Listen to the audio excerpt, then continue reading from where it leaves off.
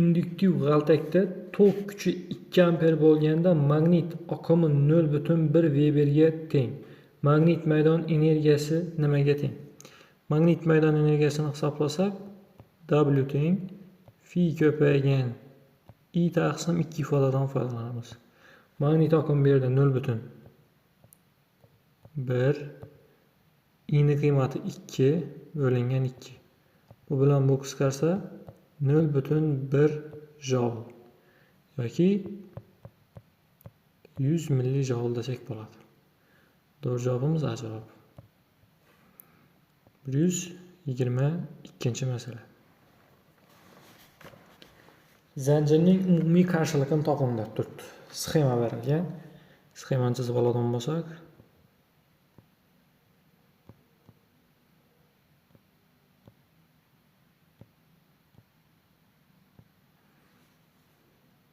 mana bu R1, mana bu R2, mana bu R3. Zanjirning umumiy qarshiligini toping. Demak, R1 bilan R2 o'zaro ketma-ket. Shunda bular qarshiligi doğrudan doğru qo'shiladi. R1 R2 ni qo'shamiz. 4 ohm bo'ladi. Mana bu sistemamizning umumiy qarshiligi 4 ohmdan. R3 ning qiymati ham 4 ohmdan. Shunda zanjirning umumiy qarshiligi 4 taqsim 2 bo'ladi, ya'ni 2 ohm bo'ladi. Doğru cevabımız A cevabı. Keyingi 123. meseleге o'tamiz. Magnit doimiysining o'lchov birligi qanday? Magnit doimiysining o'lchov birligi bu Newton taqsim amper kvadrat. 123. meselede D cevabı. Hop, keyingi 124. mesele.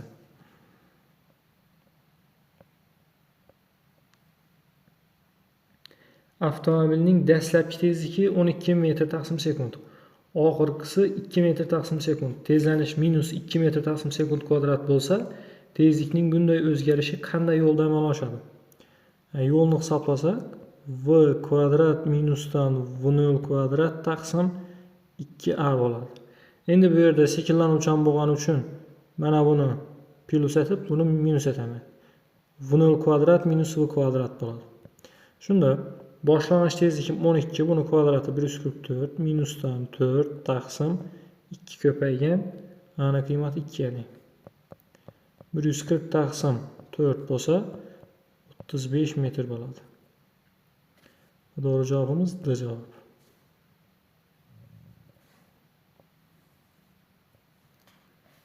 Ee, 125. mesele.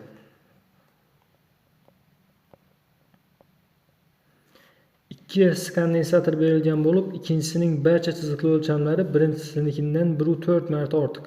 Agar kondensatorlar manbaga ketma-ket ulangan bo'lsa, ikkinchi kondensatordagi zaryadning birinchi kondensatordagi zaryadga nisbatan toping.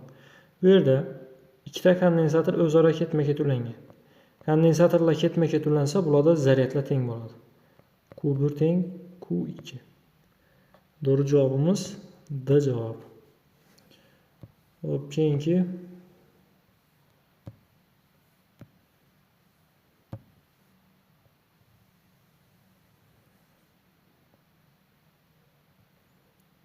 126. mesele.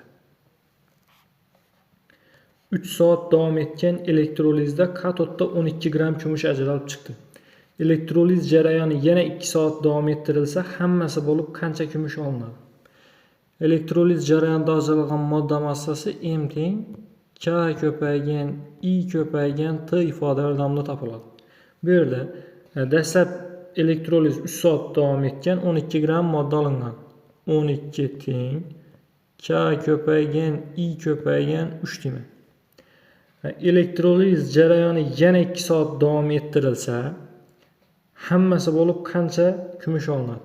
Demak, M teng K ko'paygan I ko'paygan 2 bo'ladigan bo'lsa va buni nisbatan olib bersak, 12 taqsim M 3 taqsim 2 bo'ladi. Bu bilan bu qisqarsa 4, M ning qiymati 8 bo'ladi. Dastlab 12 gram modda ajralgan, keyin 8 gram modda ajralgan. Shunda umumiy massani topish uchun 12 ga 8 ni qo'shamiz. 20 gram modda javob chiqadi. Doğru cevap D javob. Hop, keyingi 127 masala. Tovushning havodagi tezligi 340 metr taqsim sekund, to'lqin uzunligi 40 cm bo'lsa, uning chastotasini toping. Tovush tarqalish tezligi V teng lambda nu. Bu yerdan nu ni topsak, V taqsim lambda bo'ladi. V ni qiymati 340 ga teng, to'lqin uzunligi 0,4 metr. Bu ham 850 gersa teng. Doğru cevabimiz A javob. Hop, keyingi 128 masalaga o'taman.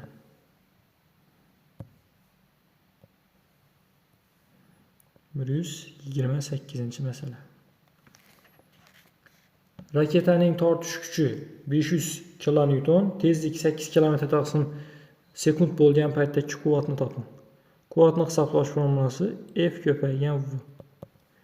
Bu ham bo'ladi 500 ko'paygan 10 üstü 3, tezlikning qiymati 8 km taqsim sekund, 8 ko'paygan 10 üstü 3. Demak bu ham bo'ladi 4000 ko'paygan 10 üstü 6 watt yoki 4000 megawatt. 4000 megawatt. Doğru cevabımız D cevap.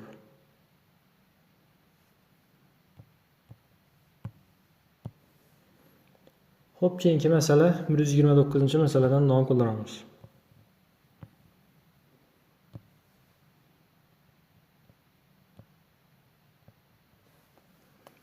Difraksion panjara doimiysi 1,4 mikrometr. Panjarada hosil qilingan difraksion manzaraning birinchi tartibli maksimumi 30 gradus burchak ostida cho'ziltirayotgan bo'lsa, nurning to'lqin uzunligini toping.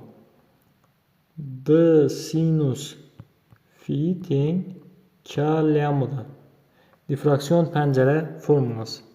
D ning qiymati 1,4 ga teng, 1,4 sinus 30, K ning qiymati 1 ga teng, biza hisoblashimiz kerak lambdani. Lambdaning qiymati 1,4 ko'paygan 1 taqsim 2 yoki 0,7 mikrometr bo'ladi. Doğru cevabimiz bu javob. 130 masala. Qarshiliklari 12 va 6 ohm bo'lgan o'tkazgichlar parallel ulangan.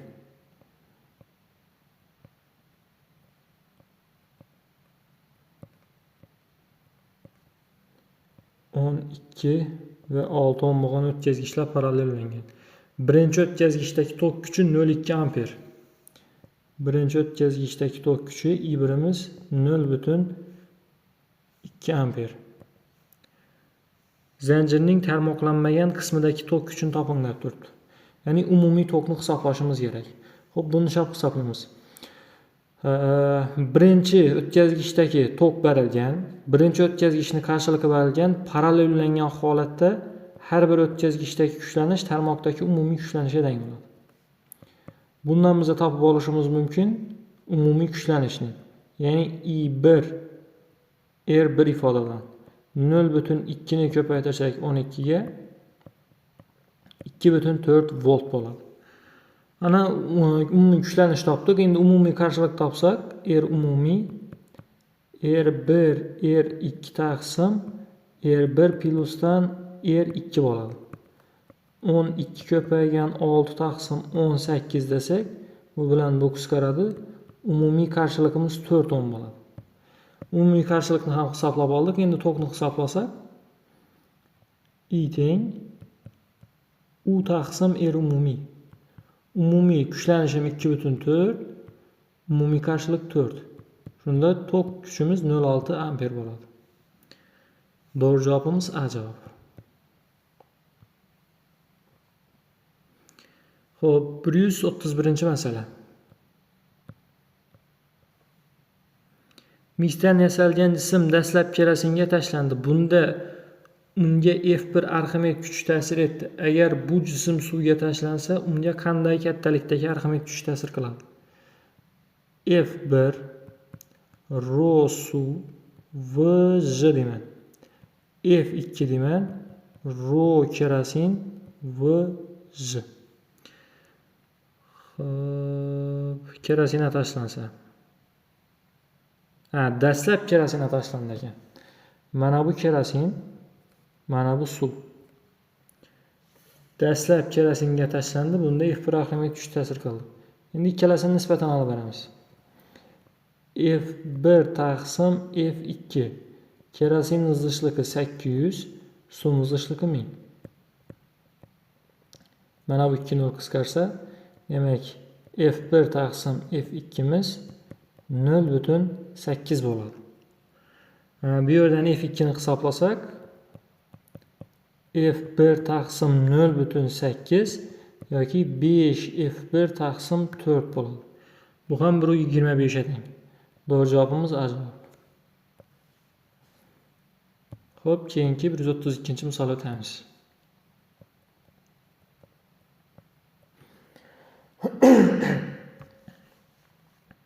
Bosim 30 kilopascal, hajm 2 metr kub bo'lgan gaz izotermik ravishda 5 metr kubgacha kengaydi. Gazni keyingi bosimini toping. Izotermik jarayonda P1 V1 teng P2 V2 bo'ladi. Bu yerdan P1 ni qiymati 30 teng. 30 ko'paygan. V1 ni qiymati 2 teng. P2 ni qiymatini hisoblashimiz kerak. V2 ni qiymati 5. Shunda P2 ni qiymati 60 taqsim 5 bo'ladi. Bu ham 12 kilopascal teng. Doğru cevabımız A cevabı. Xo'p, keyingi masalaga o'tamiz.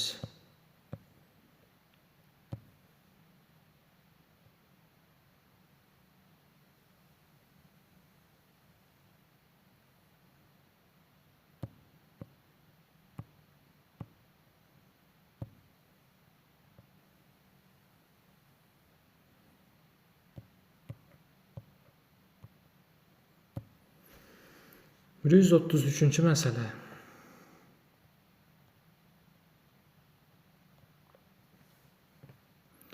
İki lazer solishtirilmoqda. İkinci lazerning quvvati 3 marta ortiq dedi. P2miz 3 P1 teng. Nurning chastotasi 4 marta ortiq. İkinci lazer nur chastotasi 4 marta ortiq. Nu 2miz 4 nu 1.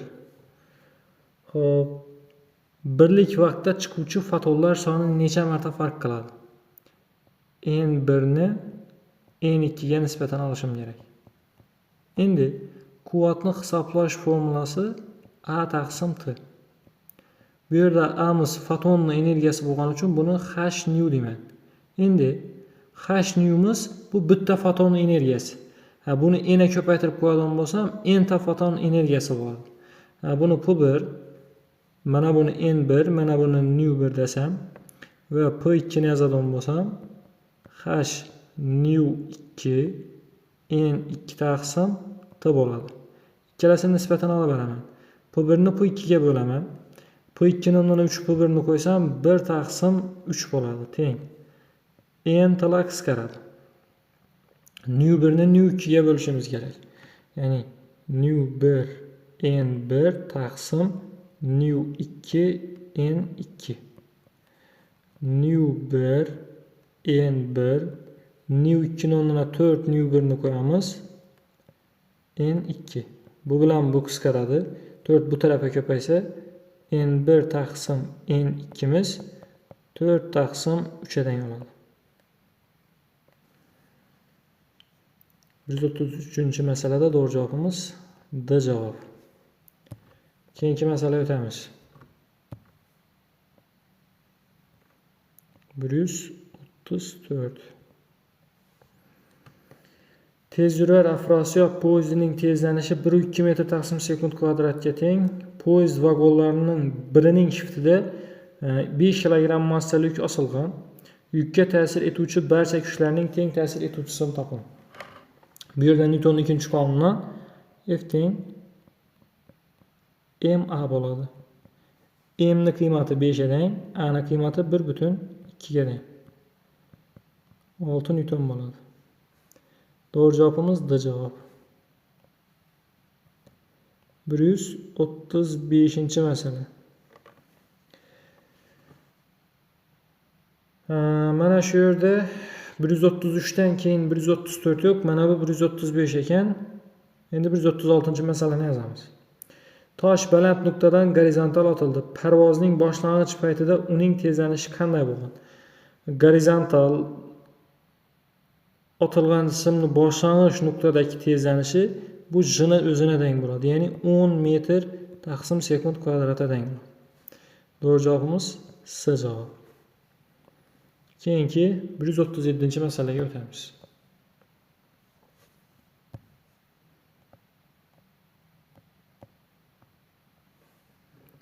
Neft gömlekten 1 metr taqsim sekund tezlik bilan oqib tushmoqda. Qanday masofada neft oqimining diametri 2 marta kamayadi? Ya'ni mana shu holat bo'lib turibdi. Mana bu dastlabki oqim diametri, mana bu oxirgi oqim diametri.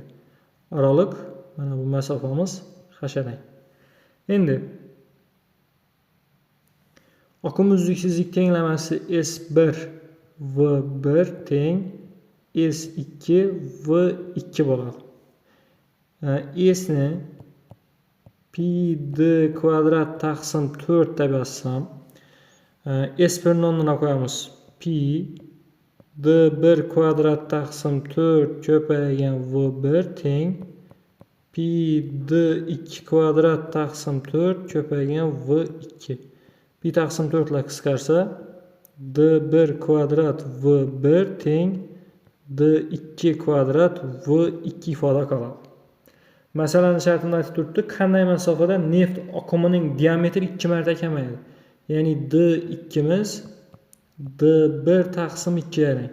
d2 ni o'rniga d1 taqsim 2 ni qo'ysam, d1 kvadrat V1 teng d1 kvadrat taqsim 4 ko'paygan V2. Bu bilan bu qisqarsa V2miz 4 V1 bo'ladi. V1imiz 1 metr taqsim sekund edi, shunda V2miz 4 metr taqsim sekund edi. Bu yerdan h ni qiymatini topsak, V2 kvadrat minusdan V1 kvadrat taqsim 2j. Demek ki V2 deganimiz bu yerda 16 kvadrati minusdan 1 bo'lingan 20. 15 ni 20 ga bo'ladigan bo'lsak 3 taqsim 4 metr bo'ladi. Doğru cevabımız D cevap. Keyinki masalaga o'tamiz. 138-ci masala.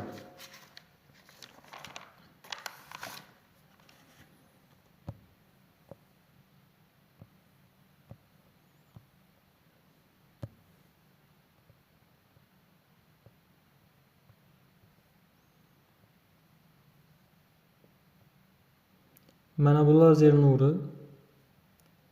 Mana bu dastlabki holatdagi, ya'ni birinchi holatdagi ekran. Mana bu ikkinchi holatdagi ekran.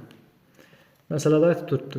Elektromagnit nurlanish yo'nalishi bo'ylab birinchi nuqtadan ikkinchi nuqtaga 3 metr ko'chganda nurlanish intensivligi 4 marta kamaygan. Birinchi nuqta nurlanish manbayidan qancha masofada joylashgan?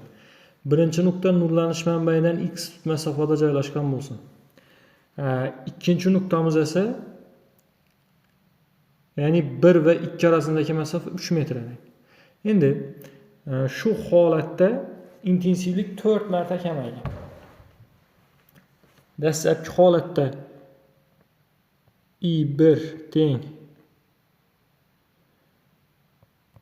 masofaga bog'liqligini to'g'ri o'zidan yozib qo'yaman. 1 taqsim R1 kvadratda. Shuni to'liq yozavering. Y taqsim R1 kvadrat. I2 ni yozamiz. Y taqsim R2 ni kvadrat. Ikkalasini nisbatini olib bersam, I1 taqsim I2 R2 ni kvadrati taqsim R1 ni kvadrati bo'ladi. Masalan, shartini aytib turibdi. I2miz 4 marta kamaygan. Shunda mana bu nisbatimiz 4 bo'ladi. R2miz bu yerda x plus 3 teng kvadrati taqsim x ni kvadrat. Ikkala tarafdan ildiz olib bersam 2x teng x plus 3 bo'ladi. X'imiz 3 metrga teng. Ya'ni dastlabki holatda ekran lazer manbadan 3 metr masofada joylashgan. Doğru cavabımız A cavabı. Xo'p, keyingi 139-masala.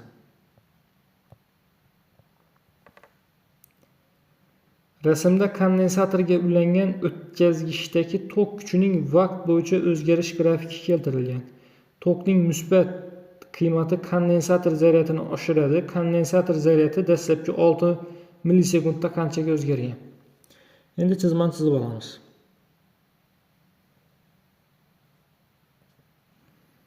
Mana shu holatda chizmani chizib olamiz.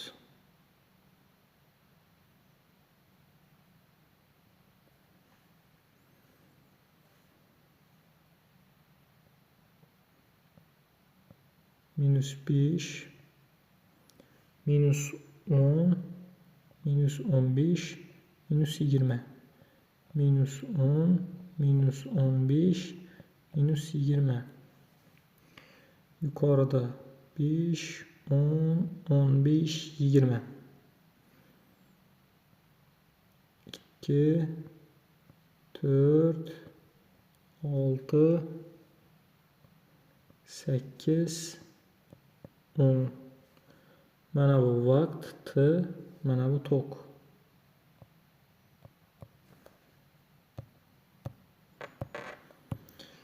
Xo'p.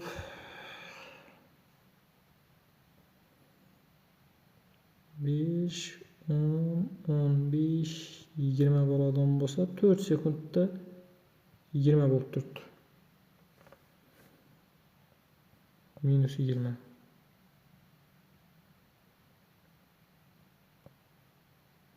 Mana shu holatda o'zgargan.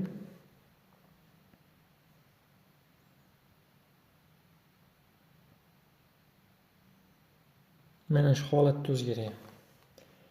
Masalan, shartida biz dastlabki 6 millisekund davomida tok kuchi qanchaga o'zgarganini hisoblashimiz kerak. Xo'p, buni qanday hisoblaymiz? Tokning musbat qiymati kondensator zaryadini oshiradi deb turibdi. Xo'p. I teng Q taqsim T. Bu yerdan Q ning qiymatini topadigan bo'lsam, I ko'paygan T bo'ladi. Ya'ni tok bilan vaqtni bog'liqlik tenglamasida hosil bo'lib turgan yuza bizada zaryad bo'ladi. Endi zaryadning qiymatini necha hisoblaymiz? Ya'ni mana shu yuzalarni topib olamiz biz.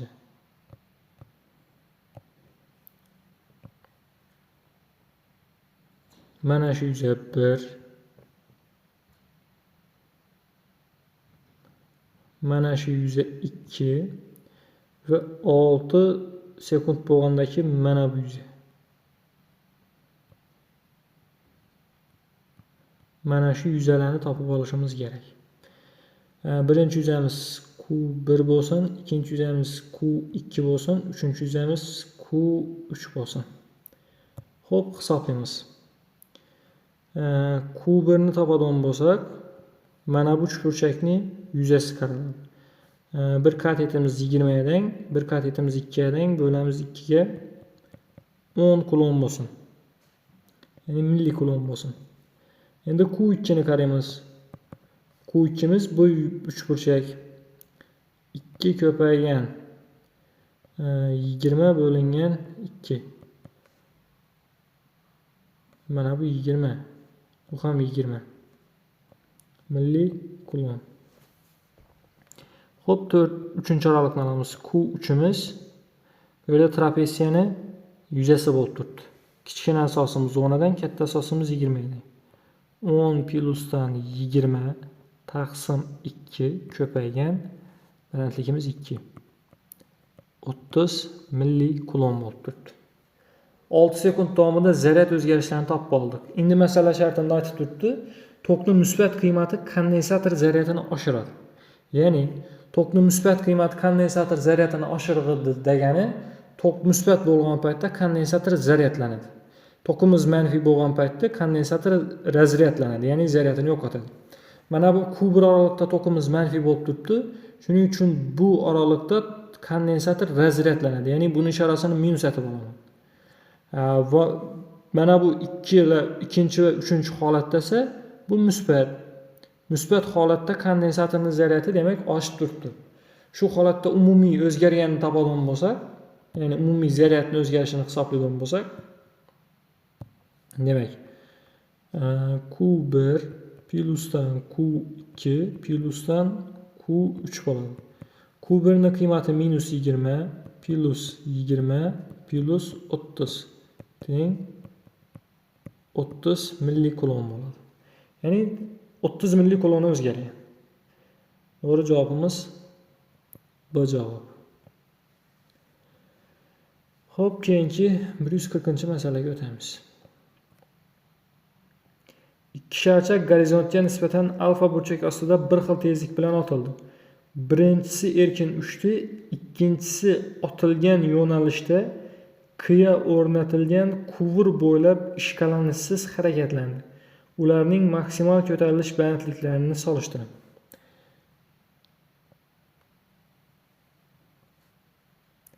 Birinchi jism gorizontal burchak ostida otilgan. İkinci cisim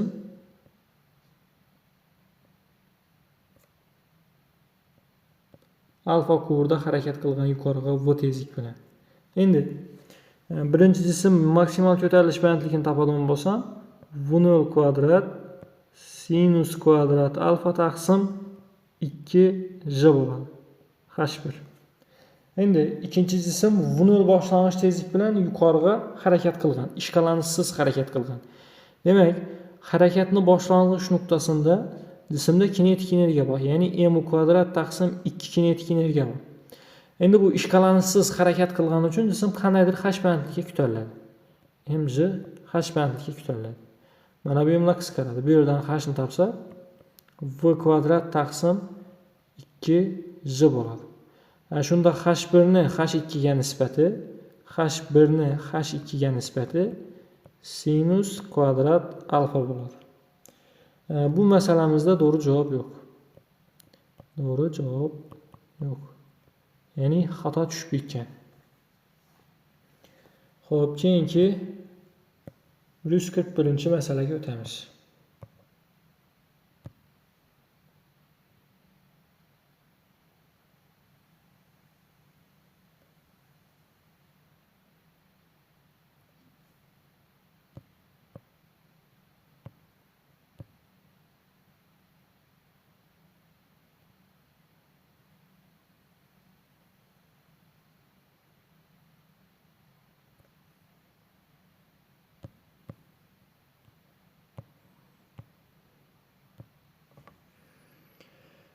Xo'p, 141 diffraksion panjara vositasida panjaradan 1,8 metr masofada markaziy maksimumdan 5-4 sm masofada birinchi tartibli maksimum hosil qilindi. Nurning to'lqin uzunligi 0,45 metr bo'lsa, panjara doimiysi qanday? 141. Chizmansiz bo'lamiz. Mana bu diffraksion panjara. Mana bu ekran. Diffraksion panjaradan ekrangacha bo'lgan masofa 1,8 metr. Mana bu raqamimiz 1,8 metr. Endi yorug'lik nuri tirqichdan o'tib to'g'ri tushadi. Bu 0-maksimum. Ya'ni bosh maksimum yoki markaziy maksimum. Keyin mana bu birinchi tartibli maksimum. Mana bu aradagi burchak fi bo'ladi. Endi 0, ya'ni markaziy va birinchi maksimum orasidagi masofa 5,4 santimetrda. Nurning to'lqin uzunligi 0,45 metr bo'lsa, lambda 0,45 metr bo'lsa, mikrometr ekan. Biza topishimiz kerak panjara doimiysi, ya'ni dini hisoblashimiz kerak. Endi diffraksion panjara uchun d sinus fi teng k lambda formula bor. D sinus fi teng k lambda formula bor. Bu yerda panjara bilan ekran arasındaki masofa 1,8 metr. Bosh maksimum ve birinchi maksimum arasındaki masofa 504 cm bo'lib turibdi. Burchakimiz kichkina bo'lib turibdi. Burchak kichkina bo'lgan holatda sinus alfa bilan tangens alfani denglab olib ketamiz. Va mana bu sinus fi'ni o'rnina tangens fi'ni qo'yamiz. D ko'paygan tangens fi teng k lambda. Demek bu yerda d ni qiymatini hisoblashimiz kerak. D tangens fi deganim 5,4 ni 1,8 ga nisbatan. 5,4 ko'paygan 10 üstü minus 2 taqsim 1,8 teng. Bu ham bo'ladi 1 ko'paygan 0,45. Bu bilan bunu qisqartirsam 3 qoladi. D ko'paygan 0,100 teng 0,45. Bu yerdan d ni qiymatini topsak 15 mikrometr oladi. Doğru cevabımız A cevabı. 142. mesele. Carnot'ning ideal dvigatel temperaturasi 600 kelvin bo'lgan isitgichdan 20 kilojoule issiqlik olib, sovutgichga 16 kilojoule issiqlik berdi. Sovutgichning temperaturasi qanday? Sovutish koeffitsiyenti epsilon teng Q2 taqsim Q1 minusdan Q2 T2 taqsim T1 minusdan T2 ifoda yordamida topiladi. Mana shu ko'rinishda biz bularni denglab beramiz. Demak, Q2 sovutgichning issiqlik miqdori 16, Q1'imiz 20 minus 16 teng T2'miz T2'ni hisoblashimiz kerak ekan. T1'imiz 600 kelvin. 600 minusdan T2. 20'dan 16'ni olsak 4, 16 bilan 4'ni qisqartirsak bu yerda 4 qoladi. Demak 2400 minusdan 4 T2 teng T2 bo'ladi.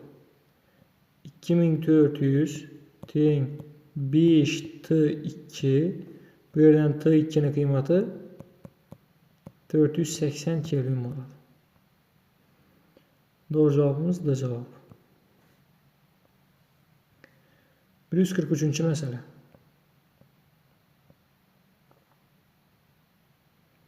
Poyezdning massasi 2000 tonna. Tormozlovchi kuch 400 kilonewton bo'lsa, poyezdning boshlang'ich tezligi qanday bo'lsa, tormozlanish yo'li 1000 metr bo'ladi. Endi tormozlovchi kuch bu ishqalanish kuchi bo'ladi. Mu mg kuch ta'sirida jism tormozlanadi. Bu yerda mu mg ning qiymati 400 kilonewton teng. Bize mu'ni qiymatini topib olishimiz kerak. Mu ko'paygan, massamiz 2000 tonna. 2 ko'paygan 10 üstü 6, j ni qiymati 10, f ni qiymati 400 kilonewton. Shunda 4 ko'paygan 10 üstü 5 bo'ladi. Bu bilan bu qisqarsa, bu yerda 2 qoladi. Bu bilan bu qisqarsa, demak mu ni qiymati 2 taqsim 100 bo'ladi. Endi tormozlanish yo'li s teng v kvadrat taqsim 2 mu j. Bu yerdan v ni qiymatini topsa 2 mu j s'e teng.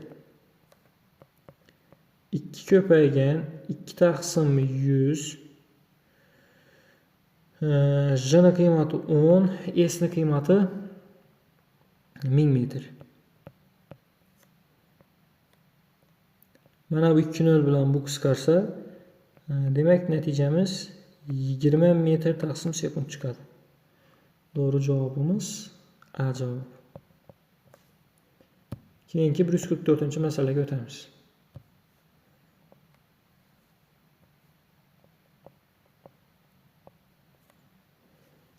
Noktaviy zaryadlardan biri 4 marta orttirilib, zaryadlar orasidagi masofa 2 marta kamaytirilsa, bu ikki zaryadning o'zaro ta'sir kuchi qanday o'zgaradi?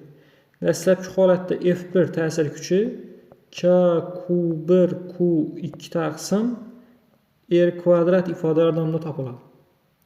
Endi Zaryadlardan biri 4 marta orttirilgan. F2 teng K ko'paygan 4Q1 Q2 bo'lib turibdi. Masofamiz 2 marta kamaytirilgan. Masofa 2 marta kamaytirilsa, r kvadrat taqsim 16 4 oladi. Shunda bu ham yuqoriga chiqsa, 16 K Q1 Q2 taqsim r kvadrat. Mana bu dastlabki holatdagi F1 kuchadan. Bundan xulosa qilishimiz mumkin, kuch 16 marta ortgan. 144-masalada to'g'ri javobimiz B javob.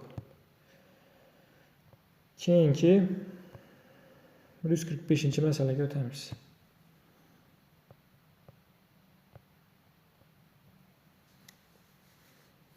İyondaki protonlar soni 5 ta, elektronlar soni 4 ta, iyonning zaryadi topilsin. Protonlar soni bilan elektronlar sonining yig'indisi bu umumiy zaryadni beradi. Ya'ni protonlar zaryadining yig'indisi bilan elektronlar zaryadi yig'indisi umumiy zaryadni beradi. 5 ta protonna qo'shamiz 4 ta elektronni bitta proton qiladi. Bitta proton zaryadi Y ga teng. Demak, to'g'ri javobimiz D javob. Keyingi masalamiz 146-masala.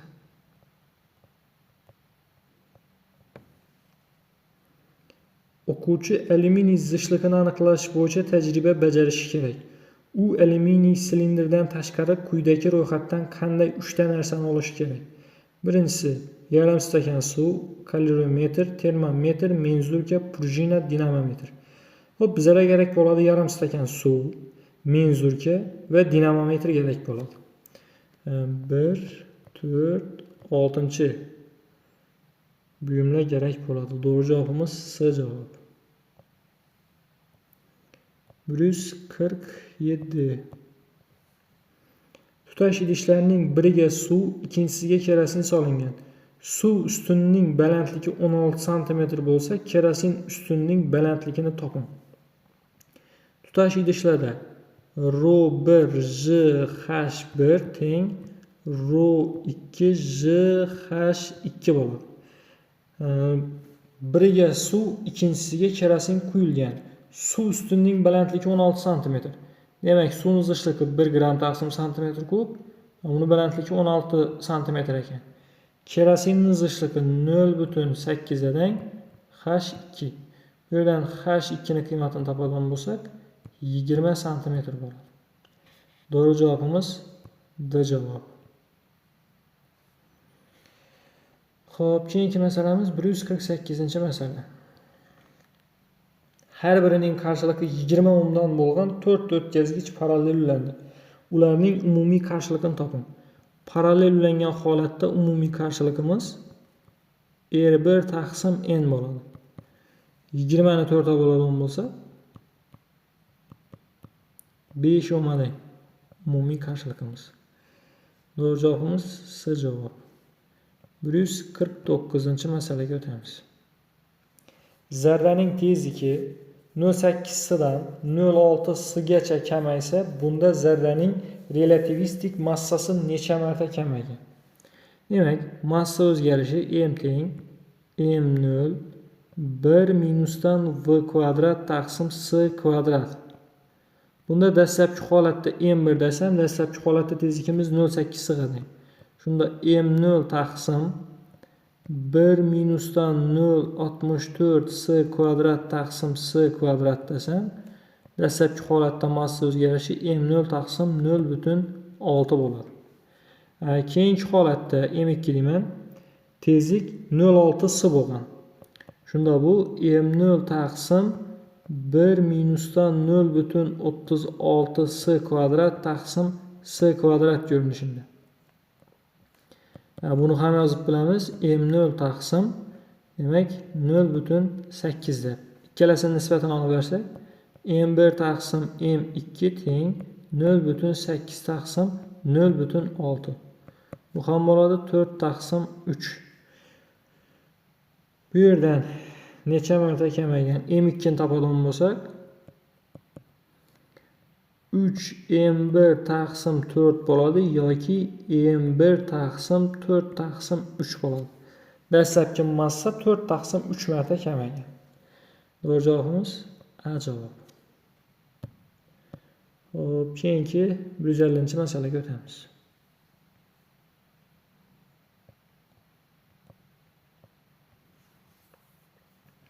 Avtomobilning tezligi 54 km taqsim soat. Yo'lning egillik radiusi 500 metr. Unga ta'sir etuvchi gorizontal kuch topilsin. Unga ta'sir qiluvchi gorizontal kuch bu markazdan qochma kuchi demak. Ya'ni mv kvadrat taqsim r ni o'zi bo'ladi. Demak, m ning qiymati 3 tonna. 3 ko'paygan 10 üstü 3 v kvadratimiz. Demak, 15 ning kvadrati 15 ko'paygan 15. Yerimiz 500 metr. Demak, buni hisoblasak 1350 newton chiqadi.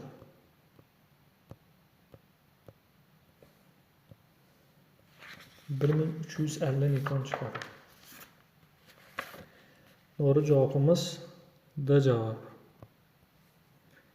151 misol. Prujinaga bog'langan 1 kilogramm massali jism garmonik tebranmoqda. Uning muvozanat nuqtasidan ko'chishi 3 cm bo'lgan paytdagi tezlanish moduli 3 metr taqsim sekund kvadratga teng. Prujinaning bekirligini toping. M A teng K delta X bo'lib turibdi. Bu yerda M ning qiymati 1 kilogramm, A ning qiymati 3 metr taqsim sekund kvadrat, K ko'paygan 3 ko'paygan 10 üstü minus 2. Bunda bekirligimiz 100 newton taqsim metr bo'ladi. Doğru cevabımız B cevabı. 152 masala. Boshlang'ich tezlik bilan tik pastga erkin tushayotgan jism 1 sekundda 18,5 metr yo'l bosdi. Jism bu vaqtning ikkinchi yarmida qancha yo'l bosgan? Demak,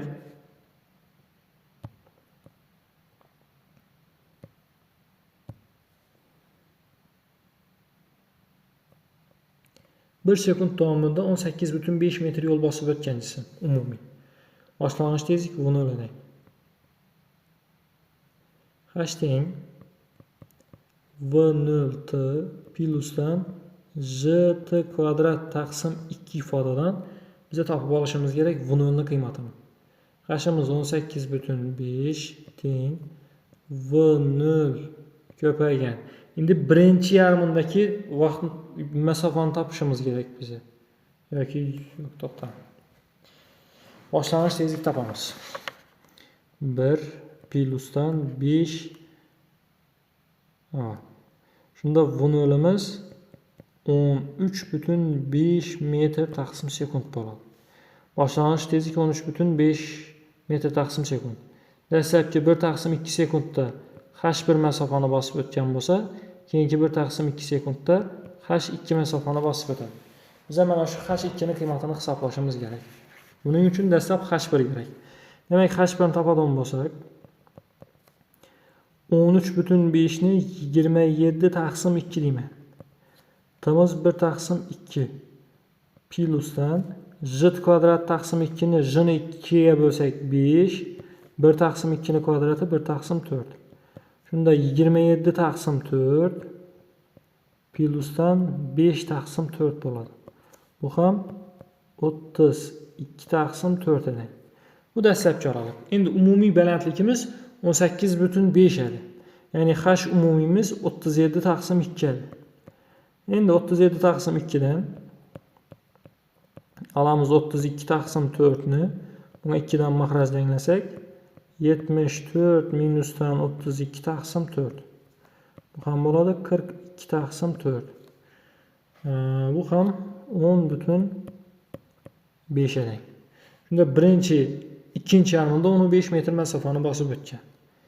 Doğru cevabımız A cevabı. Hop, keyingi misolga o'tamiz.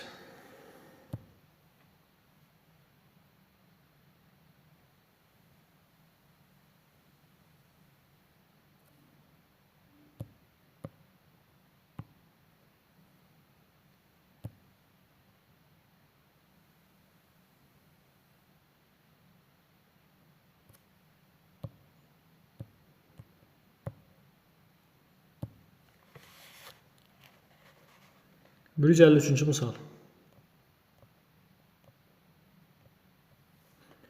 Carnot sikli bo'yicha ishlovchi issiqlik mashina sovutgichining temperaturasi 280 Kelvin, foydali ish koeffitsiyenti 60% bo'lsa, mashina isitgichining temperaturasi qanday bo'ladi? Demak, foydali ish koeffitsiyenti T1 minusdan T2 uzr yanglishdim. T1 taqsim T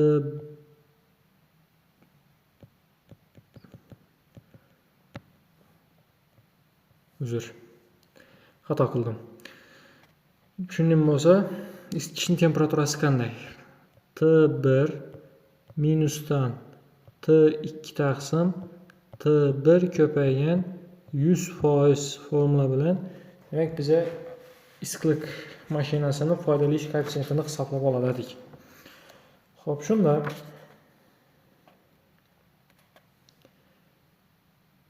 foydali ish koeffitsiyenti 60%. 60 teng sovutgich temperaturasi berilgan 280, isitgich temperaturasini topishimiz kerak. T1 minusdan 280 taqsim T1 ko'paygan 100. Bu bilan buni qisqartirsam, bu bana ko'payadi. 6T1 teng 10T1 minusdan 280 bo'ladi. Xo'p, shunda T1'imiz 700 Kelvin edi. Doğru cevabımız S cevabı. 154. misol. Shaxtadan 2,2 tonna madanni bir tekis ko'tarish uchun 2,6 megajoule ish bajarildi. Shaxtaning chuqurligini toping. A teng mjh. Bu yerdan h qiymatini topsak, A taqsim mj bo'ladi. A'ning qiymati 2,6 ko'paygan 10 üstü 6, massamiz 2,2 ko'paygan 10 üstü 3 ko'paygan 10. Balandligimiz demak 118 metr bo'ladi. S javob. 155. misol. Zanjirning aktiv qarshiligi 16 ohm, reaktiv qarshiligi 12 ohm. Zanjir uchun quvvat koeffitsiyenti nimaga teng? Quvvat koeffitsiyenti kosinus fi r taqsim z ifoda yordamida topiladi.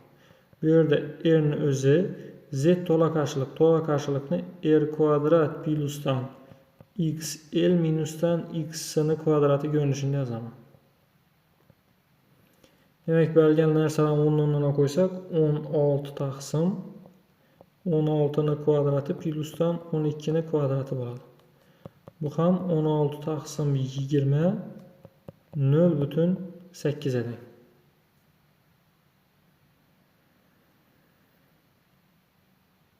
Doğru cevabımız A cevap.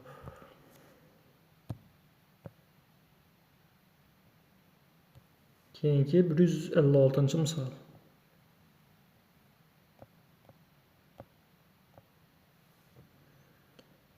%100 gram massali jism 0,5 metr radiusda aylana bo'ylab harakatlanmoqda. Aylanish tezligi 72 km taqsim soat. Markazga intilma kuchini toping. Markazga intilma kuch F teng mv kvadrat taqsim r ifoda yordamida topiladi. M ni qiymati bu yerda 0,1 kg. V ni qiymati 72 km taqsim soatimiz 20 metr taqsim sekund bo'ladi. Uni kvadrati 400 eding. R ni qiymati 0,5. Demek bu ham 80 Newton bo'ladi. Doğru cevabımız bu cevap. 157. misol. Vertikal yuqoriga otilgan jism 4 sekundda otilish nuqtasiga qaytib tushdi.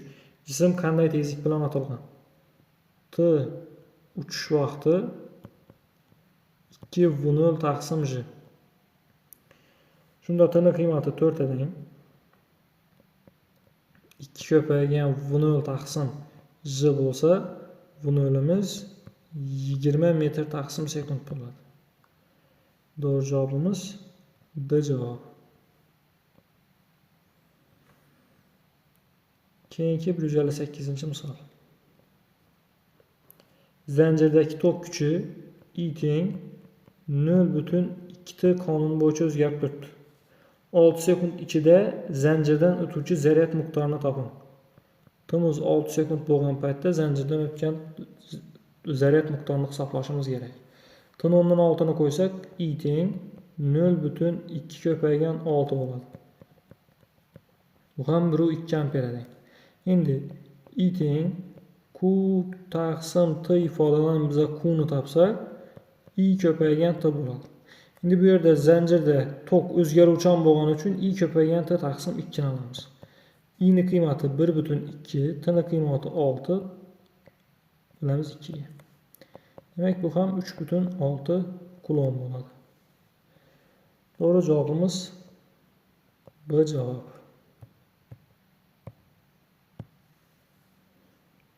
Keyingi masalamiz 159-masala.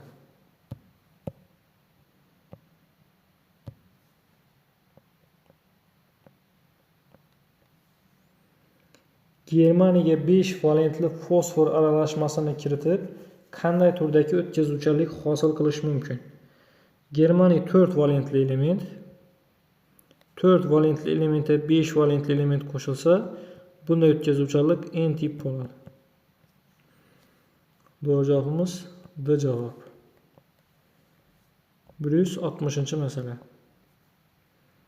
Turli akkumulyatorlar tashqi zanjirga biriga ketma-ket holda ulangan. Ularning qanday xarakteristikalari bir xil bo'ladi? Ketma-ket ulangan holatda, demak, tok kuchli rang bo'ladi. I ni qiymati o'zgarmas bo'ladi. Konstanta. Doğru javobimiz S javob. Xo'p, mana shu joyi 163-masalani javobini yozib ketaman. Nazariy savol ekan. Qolganlarni chizmalarni chizib bu tarafa ishlaymiz. 163-masala. Jism ma'lum balandlikdan gorizontga nisbatan burchak ostida otildi. Harakatning qaysi paytida normal tezlanish maksimal qiymati erishadi? Demak, harakatni trayektoriyaning eng yuqori nuqtasida maksimal qiymati erishadi. To'g'ri javobimiz S javob. Xo'p, keyingi masalamiz 161-masala.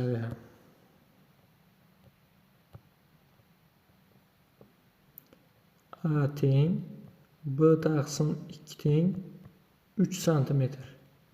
Shunda B ni qiymati 6 cm bo'ladi. Dastlabki holatda chizma berilgan.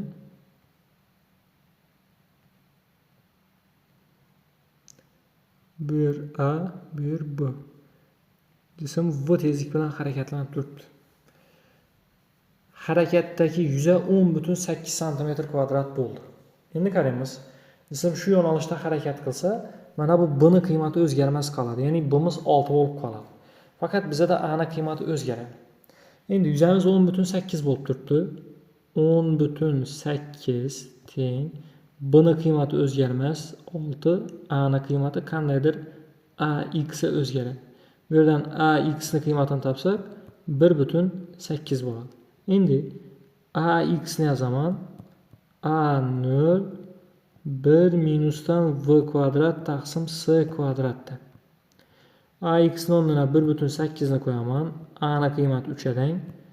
1 minusdan V kvadrat taqsim S kvadrat.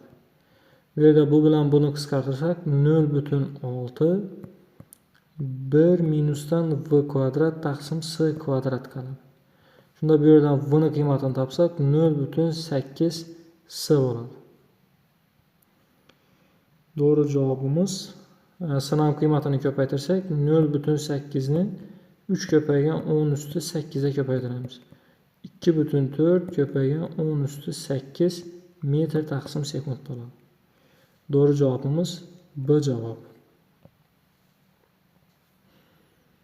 Xo'p, keyingi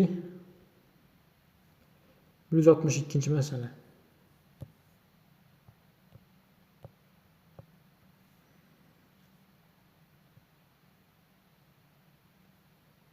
Mana shunday devor bor. Devorga stержin mahkamlangan. Stержin uzunluğu umumiy 6 metr.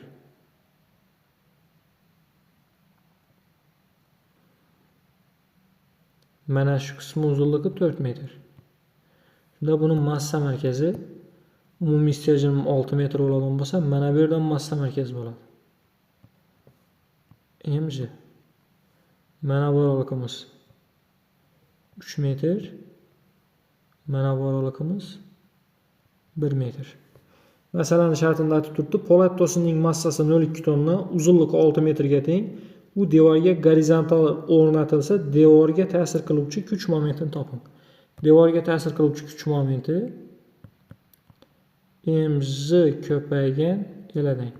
Bu yerda m ning qiymati 0,2 tonna, 0,2 ko'paygan 10 üstü 3, j ning qiymati 10, kuch yelkamiz 1 metr. Shunda kuch momentimiz 2000 Newton ko'paygan metr bo'ladi. Doğru cevabımız A cevabı.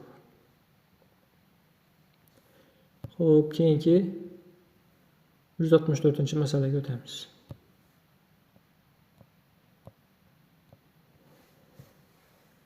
Rasmdagi usimon tutash idishga zichligi 4 gram taqsim santimetr kub bo'lgan suyuqlik quyilgan.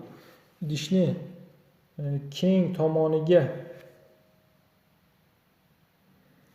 suv quyib to'ldirilsa, kichik tirsakda x suyuqlik necha santimetr ko'tariladi? Usimon tutash idish berilgan.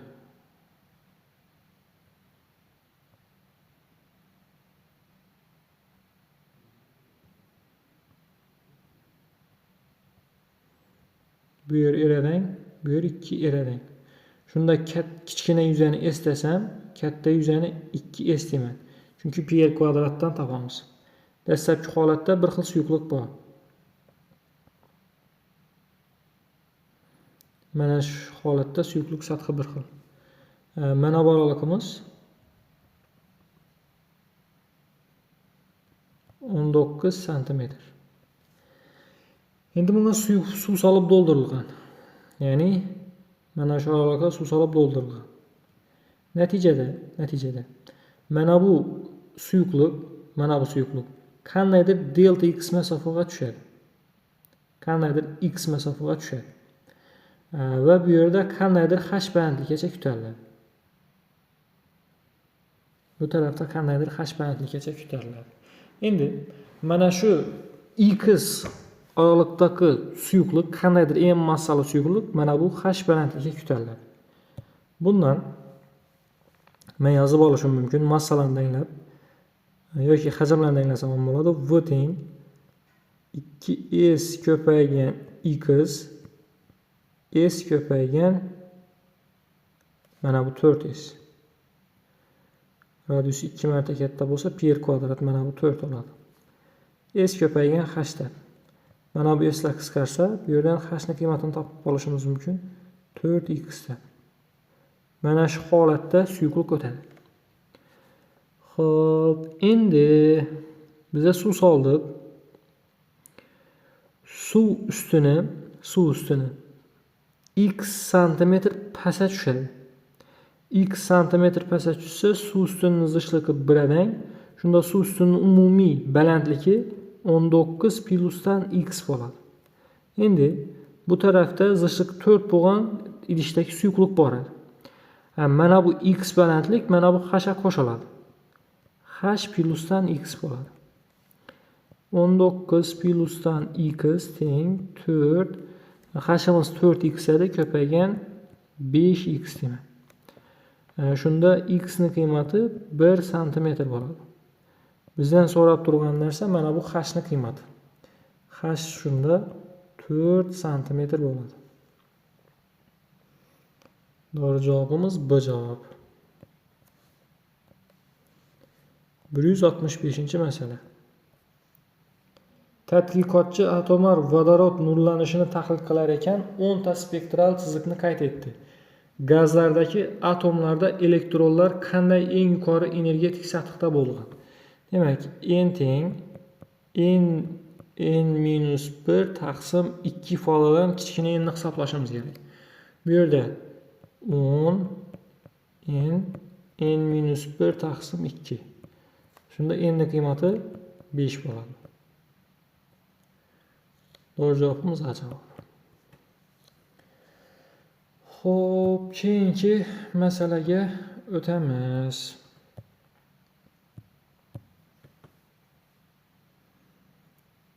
Bir 166 masala. Quyida jismning koordinatasining vaqtga bog'lanish grafiki berilgan. Jismning ko'chishini aniqlang. Xo'p, jism boshlang'ich koordinatasi bilan oxirgi koordinatasi 0 bo'lib turibdi. Shunda ko'chishimiz 0 deng. Doğru cevabımız A cevabı. 167 masala. Toshkent shahri 41 gradus shimoliy kenglikda joylashgan. Shaharning yer o'q atrofidagi aylanma harakat tezligini toping. Sinus 41 gradusdagi qiymat berilgan, ekvator uzunligi berilgan, yerning o'z o'q atrofida aylanish tezligi berilgan. Endi V teng 2 pi r taqsim t kosinus alfa bo'ladi. Bu yerda 2 pi r deganimiz ekvator uzunlik. Ekvator uzunligini qiymati berilgan, bu 40.000 kilometr bo'lib turibdi. Shunda 4 ko'paygan 10 üstü 7 metr deyman. Kosinus alfamız 0,75 edi. Beraber 86.400. Bu 347 metr taqsim sekund edi. Doğru cevabımız A cevabı. 168 masala.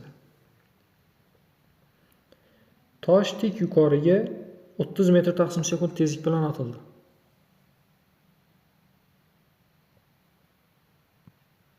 Bu 0 boshlang'ich tezlik bilan atildi. Endi atilish nuqtasida bunda m v0 kvadrat taqsim 2 kinetik energiya bor. Va bu energiya y kinetik plyusdan y potensial ko'rinishida saqlanib boradi. Yerdan qandaydir h balandlikka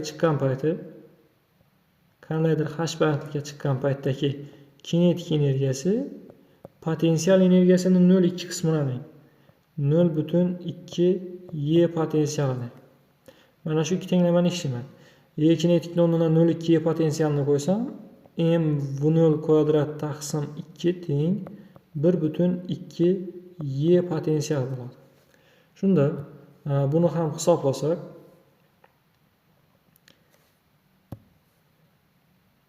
m v0 kvadrat taqsim 2 teng 1,2 mjh. M'lar qisqaradi. Bu yerdan h ning qiymatini topsak, v0 kvadrat taqsim 2,4 j bo'ladi. v0 ning qiymati 30 dan buni kvadrati 900 bo'lingan 2,4 ko'paygan 10. Taxminan 38 metr chiqadi. Doğru cevap S cevap. 169 masala. 0,3 kilogram massali yuk bikilligi 60 newton taqsim metr bo'lgan prujinada 4 cm amplituda bilan tebranmoqda. Yukning to'liq mexanik energiyasini aniqlang. Demak, W teng to'liq mexanik energiyasini aniqlang. 3 kilogram massali jism amplituda bilan tebranmoqda. To'liq mexanik energiya bu k x kvadrat taqsim 2 bo'ladi. K ning qiymati 60 dan amplitudamiz 4 cm bo'ladigan bo'lsa 16 ko'paygan 10 üstü minus 4 taqsim 2 bo'ladi. Demak, buning ham qiymati 0,048 joule. Xo'p, endi to'xtab turing. Shu masalada ozgina xato qildik menimcha.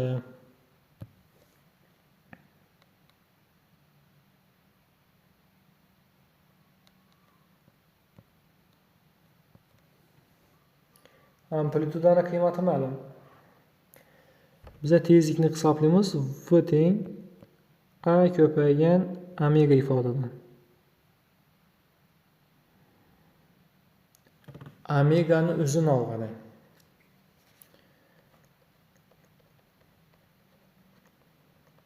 omegani o'zi k taqsim m deng.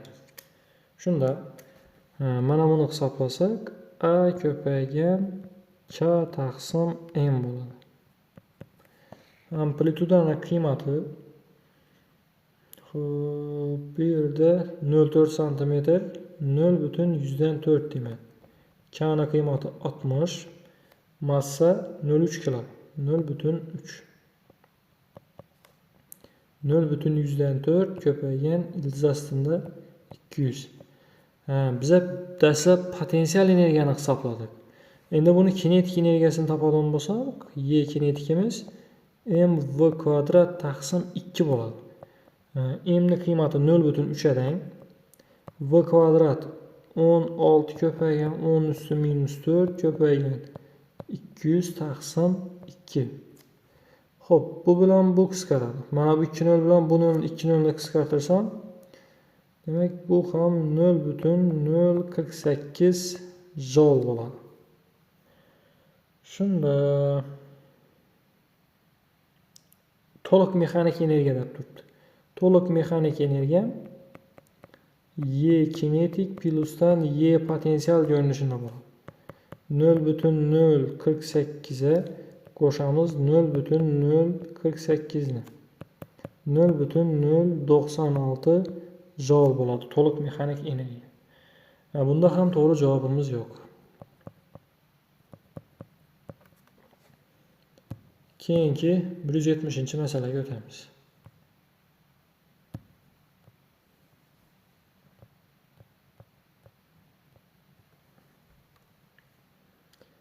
...400 Kelvin temperaturada 166 kilopascal bosim hosil qiluvchi 20 gram argon qanday hajmga ega? Argonning nisbiy atom massasi 40 deng, erni qiymati 8,3. Endi Mendeleyev-Klaperon tenglamasine göre PV teng M taqsim molar massa RT. Bu yerdan V ni qiymatini topsak, M R T taqsim P ko'paygan mu bo'ladi. Demak, massamiz 20 gram. 20 ko'paygan 10 üstü minus 3. R 8,3. Temperaturamiz 400 Kelvin. Bosim 166 kilopascal. 166 ko'paygan 10 üstü 3. Molar massa 40 ko'paygan 10 üstü minus 3. Bu ham bo'ladi 1 taqsim 100 metr kub. Buni litre o'tsak 10 litr bo'ladi.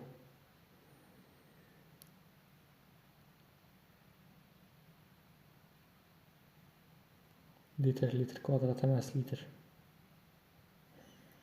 Doğru cevabımız S cevabı.